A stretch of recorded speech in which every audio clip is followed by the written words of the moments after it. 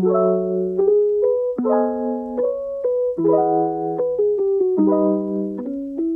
everyone, welcome back to the vlog. We're in Sydney, Australia. I've flown up to Sydney to play at the Star Casino over the long weekend. Melbourne actually missed out on the long weekend because of some legal technicality, but I wasn't going to miss out on it. So I've flown up to Sydney and I'm planning to grind at the Star Casino. I've been hearing crazy stories about how every game's a 2-5 and they get 12 2-5 games up every single day. And I'm like, I want in on that action. Let's go.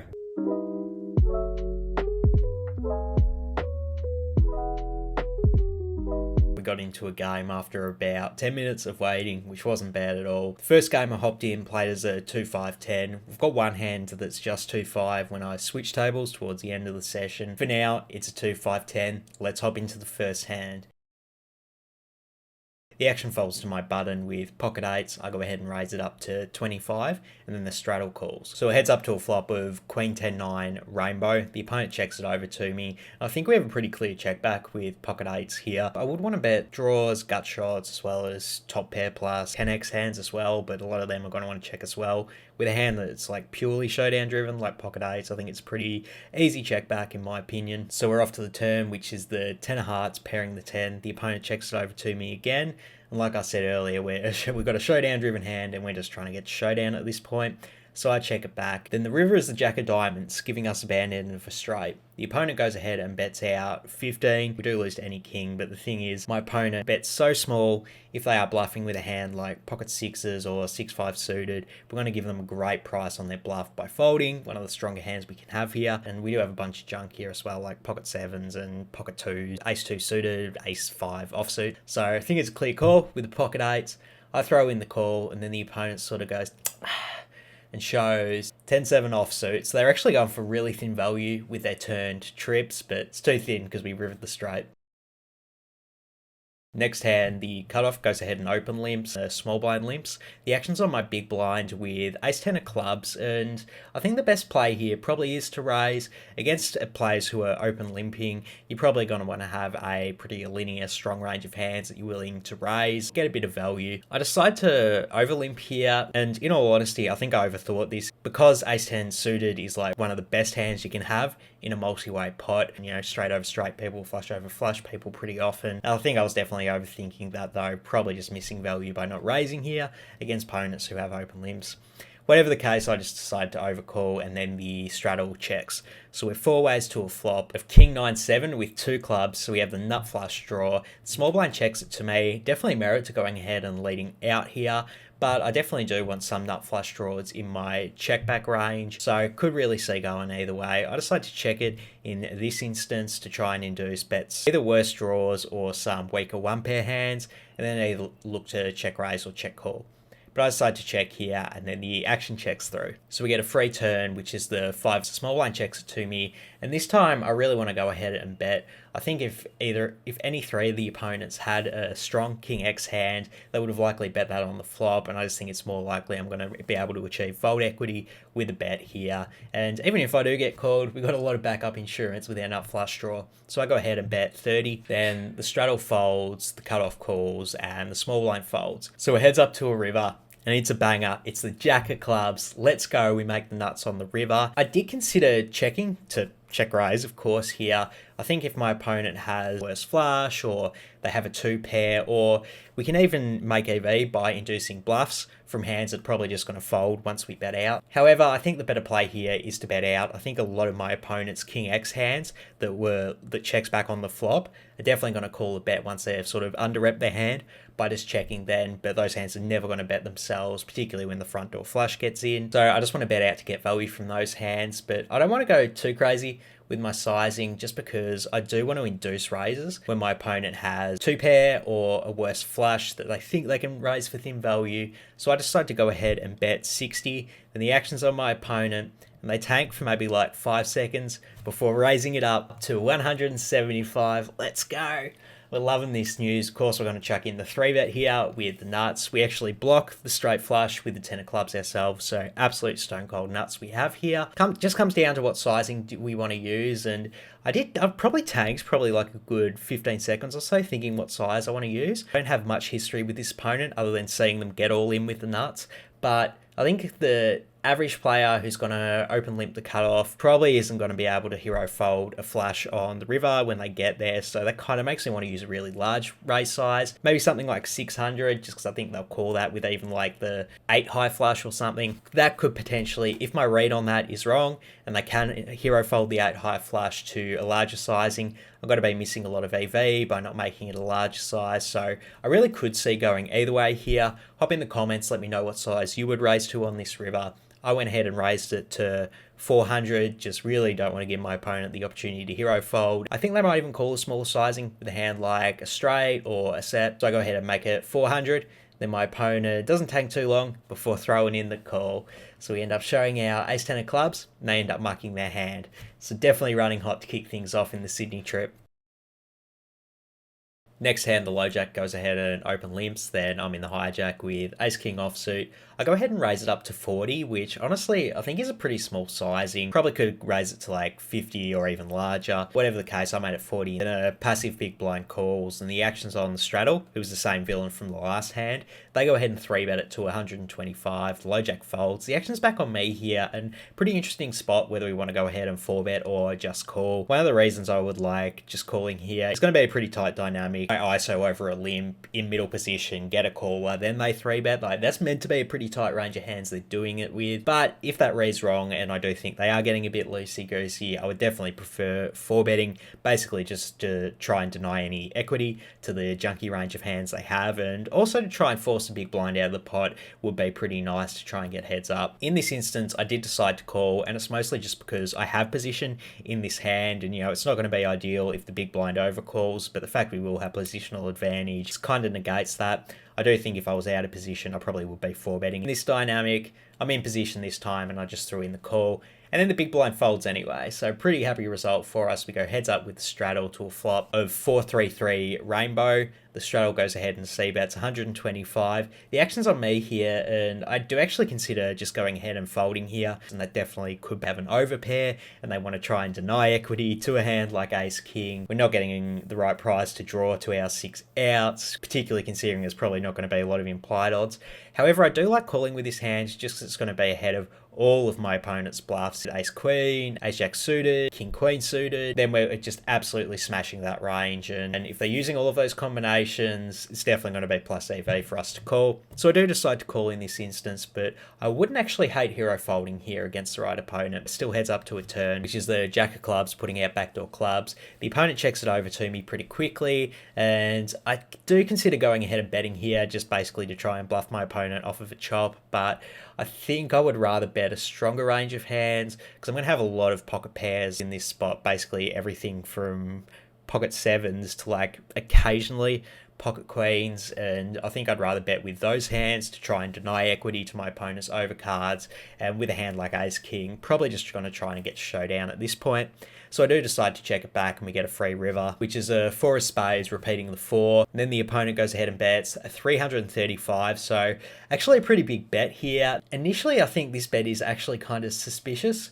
Like, I think a lot of my opponent's hands that were overpairs on the flop would definitely continue on this turn. Maybe pocket queen specifically would check back, being concerned that the jack might be a scare card for like my pocket 10s, pocket 9s, but I really think a lot of their overpairs, kings, aces, pocket jacks, are going to want to bet on the turn because they're going to be able to get value from pocket 10s through pocket 7s. So it is suspicious. I don't think they're going to have a lot of super strong check back hands on turn, except for maybe pocket queens, and I think if they did check pocket queens on the turn, they probably wouldn't use this large of a bet sizing. So if that's my logic, I actually think my opponent's going to have a lot of hands that we're chopping with when they bet out on the river here, like they could have ace-king and they're trying to put us off of a chop, or ace-queen, same story. So I really do think, even though you hate calling to chop because the pot odds are like split in half as a result of that, the only thing I really lose to is if my opponent did check jacks or aces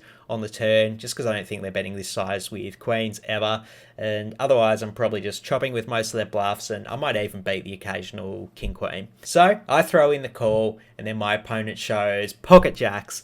They did check one of those super strong hands on the turn, and it was a good spot because it got them paid off on this river.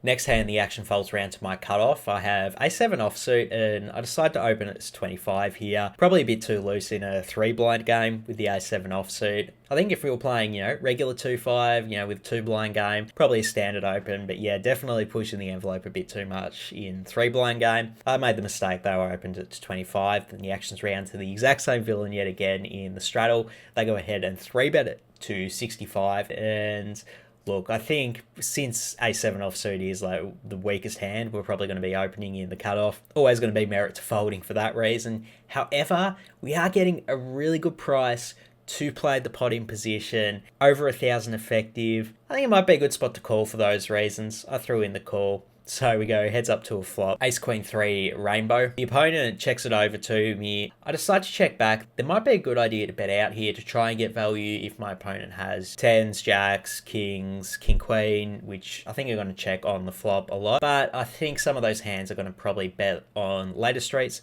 themselves, so I don't really need to push the action and just own myself if the opponent does have ace king or pocket queens or ace queen here that they're checking, which I think they might do pretty often out of position. So I do decide to check back, and then we get a free turn, which is the 6 of hearts putting in backdoor hearts. Now the opponent decides to bet out. They go ahead and make it a 110. Yeah, like I said on the flop, I definitely think that my opponent might have had some strong aces in their check range on the flop, and the fact that they've used such a large bet size here, yeah, definitely concerned that they could have one of those hands. However, having said that, on the flop, I also said my opponent might have a worse pair. They will bet off. I didn't really think they'd use this large of a size, but I still do give them credit for some pocket kings, king, queen, pocket jacks, that they're really just trying to get some protection with since the backdoor flush draw is now out there. So I do decide to throw in the call here. Not to mention that basically any ace-x is going to be one of the stronger hands we have when we check back on the flop, since we're checking a lot of worse pairs on the flop. So I call, and then we're off to the river, which is the jack of spades. And then the opponent tanks maybe like 15 seconds before checking it over to me. Now I think it's an interesting decision whether we want to go ahead and bet for thin value or not. Like I said, definitely is hands that we do beat in my opponent's range. I think pocket kings could make a lot of sense, king, queen, but definitely stuff we lose to as well. I actually think it will be pretty reasonable for my opponent to take this exact line with ace king sometimes.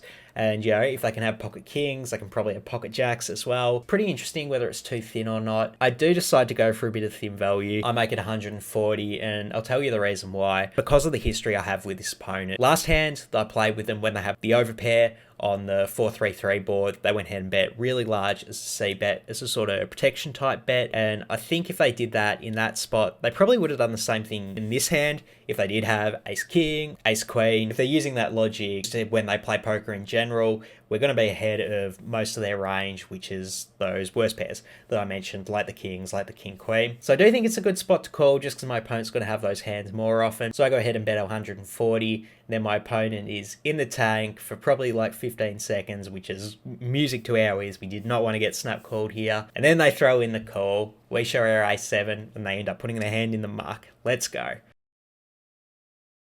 Next hand, there's 3 limps in front of me, then I'm in the straddle with king 4 offsuit, and I think about it pretty deeply before checking. So we go 4 ways to a flop. King 6 deuce rainbow. The big blind checks it to me, and again, it's another limp pot situation where we have a pretty interesting decision whether we want to bet a hand that's flops pretty strong for us. Definitely going to want to have some kings in my checking range, particularly out of position to 2 opponents. And I think one with as poor of a kicker as king 4 is probably a good one to have in that range. So I do go ahead and check it, and then everyone else checks, which isn't exactly what we wanted. But we do get to see a free turn, which is the 3 clubs putting out backdoor clubs. Now when the action checks to me, I definitely want to go ahead and bet for value. I think I'll probably get called by any worse pair when my opponents see the action check through on the flop. So I make it 25, and then only under the gun calls. So we're still heads up to a river, which is a 3 of diamonds. Now the action's on me, and pretty interesting spot whether we want to keep betting for value.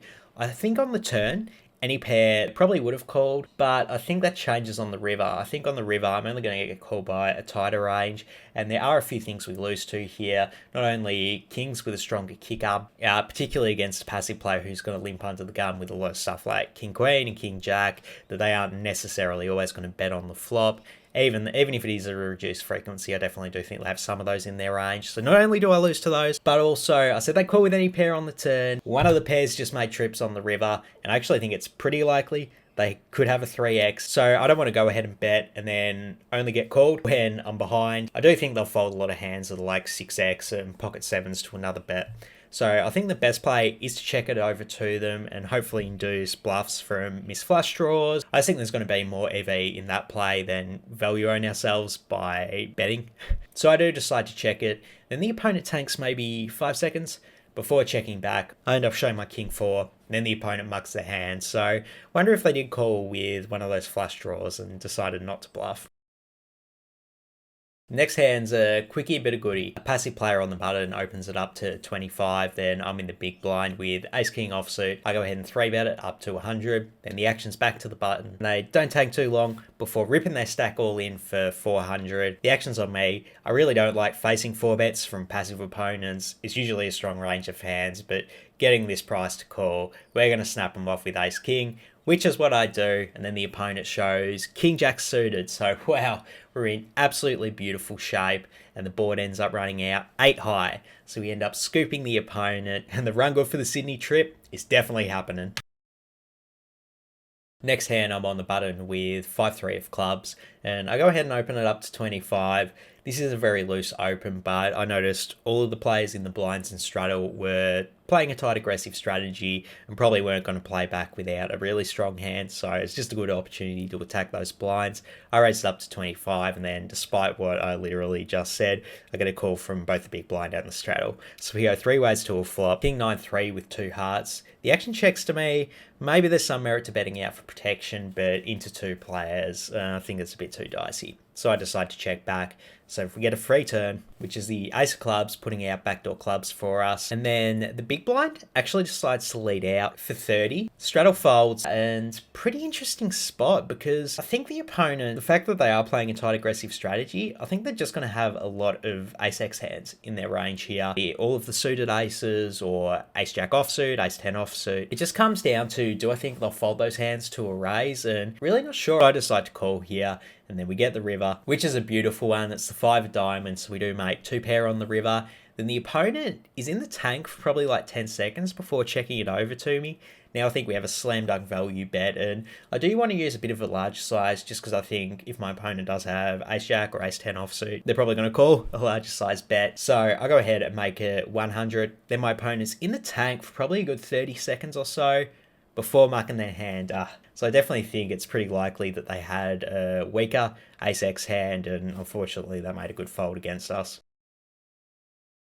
So we got one final hand to go in the session. The table I was on previously ended up breaking and I got moved to this table. Unfortunately, people at this table weren't straddling, so all the hands just played as a 2-5. But we did get one interesting hand there. Loose aggressive under the gun player goes ahead and opens it up to 20. Then they get called by the hijack or loose aggressive button. And the action's on my big blind with pocket 9s. I think the standard play here will be just to call against an under the gun range. But I think in this specific dynamic, it is a great play to go ahead and 3-bet. And it's because the under the gun player, I'd seen them show down like 10-8 offsuit that they open in middle position. So I'm pretty sure they're just playing any Uno cards at this point. So we're going to achieve a lot of equity denial with a 3-bet. So I go ahead and make it 120. And then under the gun does fold, as does the hijack. But the button's in the tank probably like 15 seconds before calling. So we do get to see some post-flop with this hand. Flop is 7-5 deuce with 2 clubs. The action's on me here, and pretty interesting decision whether we want to c-bet or check it over to the opponent. I've been thinking about this hand ever since I played it, and I'm really not sure what the best play is. Part of me wants to just check call with this hand, play a bit of pot control and induce bluffs from my opponent, but part of me also wants to c-bet for equity denial / value. I think there's a lot of merit to both options, and I'm really not sure what the best one is.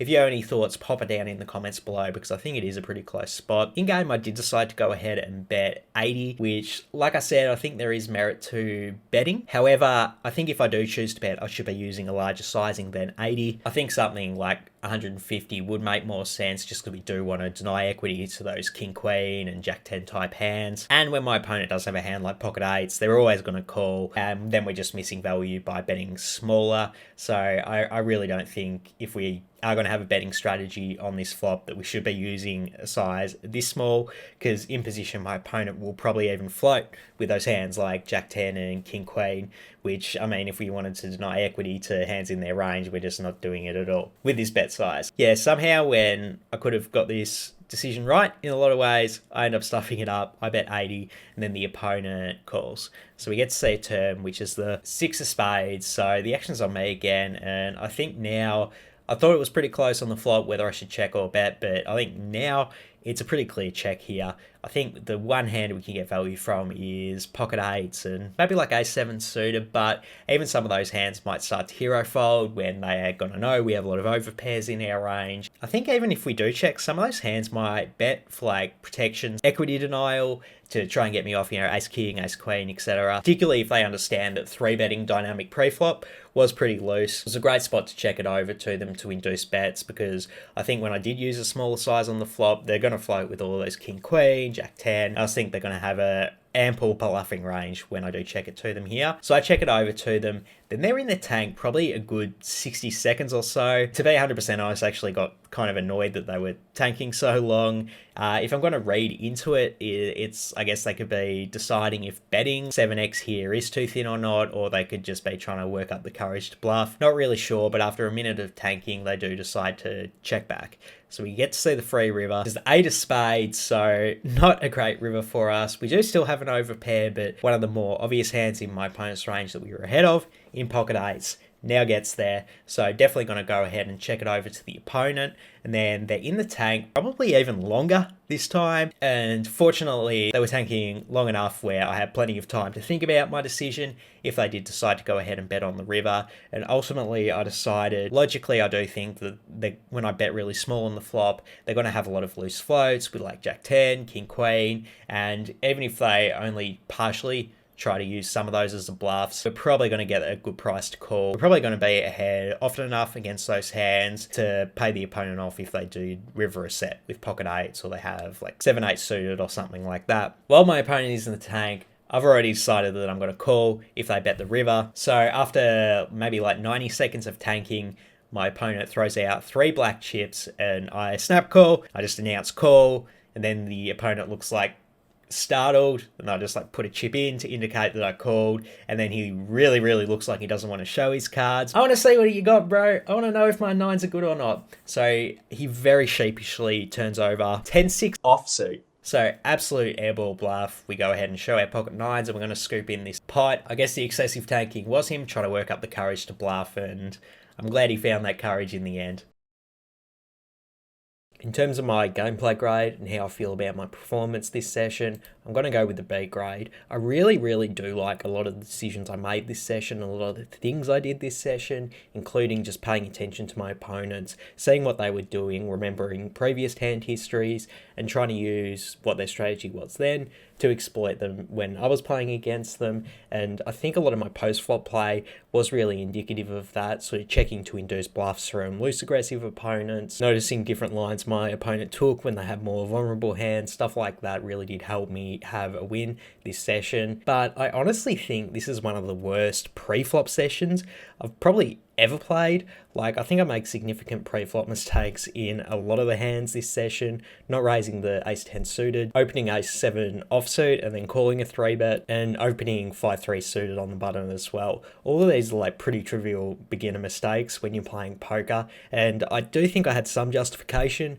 for making the adjustments, but it's just definitely going too far, and in all honesty, like a lack of patience and discipline was the main reason I made that, and they're the things holding me back from a better grade today. I did save myself a bit by playing well post-flop and keeping in mind the exploits I was looking for, but whilst I did like most of my post-flop play, I do think that one instance where I bet pretty small in the 3-bet pot with pocket 9, another big mistake, so it wasn't even perfect with my post-flop play. Yeah, definitely can't quite go to that A grade when I'm making pretty trivial mistakes for some of these hands, so I'm going to land on a B grade today. Okay, so it's about 2 a.m. in Sydney at the moment, and I've just got back from my very first session at the Star Casino from the trip. Feeling pretty good. Ended up staying a lot longer than I planned. Actually ended up staying until they forced all the games to break, which is what they've been doing since it's reopened after the lockdowns. So basically how it works, it's meant to close at 2 a.m, but at 1:30, the AM just announced that we're playing 3 more hands, and then that's it. And then after those 3 hands, ended up leaving the game, as did everyone because all the games ended. So really, it doesn't end at 2 a.m. It ends at 1:40 a.m. That's all right though. So ended up sticking it out to the end of the session, which I'm pretty glad I did. I kind of feel like in these games, a lot of the people, when it was coming up to 2 a.m. was sort of, if they were stuck and they were trying to get unstuck, I think they were playing even worse than they typically would. And the good thing, at least for me this session, is I was pretty deep stacked at that point. So you're playing like really deep stacks against people who are tilted and playing crazy trying to get unstuck, which is, oh my God, like that's like the perfect dynamic for a great game. So absolutely stoked that I stuck to the end, and I think I'm going to try and do that every single session for the rest of this week. But overall, just feeling really happy with the session. So the plan for now is I've got some tofu over there that I'm about to fry up, and I'll have that with lentils to get a good feed in before I sleep. Oh, and before I forget, results from the session. Ended up buying in for 1,100, ended up cashing out for 2,101. It was a very warm welcome to Sydney for me. For now, I'm out of here. Peace.